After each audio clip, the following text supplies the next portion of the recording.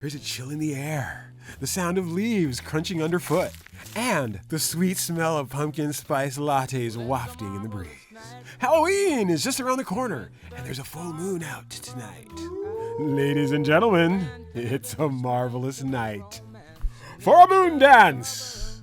To celebrate autumn and the release of Van Morrison's Moondance as a 3 LP deluxe edition and with a new mix by Steven Wilson, we're going to do a deep dive on what made Moondance so special. If you don't know by now, I'm Scott T. Sterling, and this is the RHINO Report.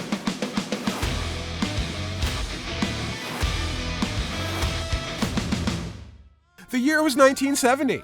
Singer Van Morrison was in need of a hit.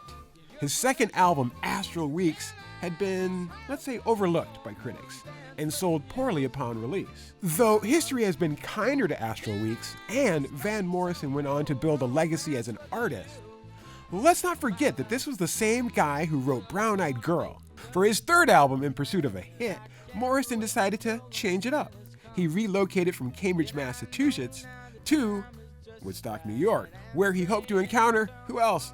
Bob Dylan. By then, Morrison had dropped the jazz folk style that permeated Astral Weeks in favor of a livelier soul and R&B sound, and he brought a new crop of musicians into the studio with him to bring that sound to Technicolor life. Although Bob Dylan had skipped town by the time Van arrived in Woodstock, the rest of his plan worked. Moondance was an immediate hit with fans and critics alike, peaking at number 29 on the American Albums charts, but it was still pretty jazzy. While Van Morrison was adamant about moving away from his jazz folk past, the title track to Moondance was as jazzy as anything in the singer's catalog.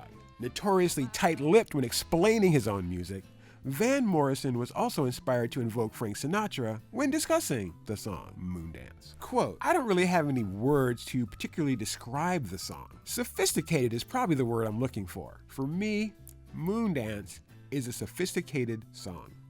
Frank Sinatra wouldn't be out of place singing that." End quote. Helping Van Morrison make musical magic on Moondance was a new group of musicians he found in the Woodstock area. Among those artists was Emily Sissy Houston.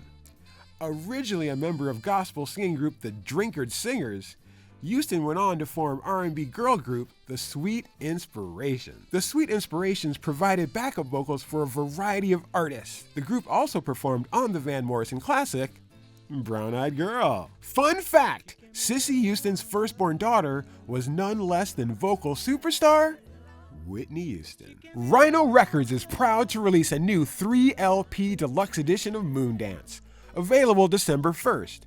Just in time for the holidays. Remixed by Steven Wilson, the 3 LP set was pressed at Optimal and cut by Kevin Gray at Coherent. The deluxe edition includes a Blu-ray and a 7-inch single for Crazy Love, with Come Running on the B-side.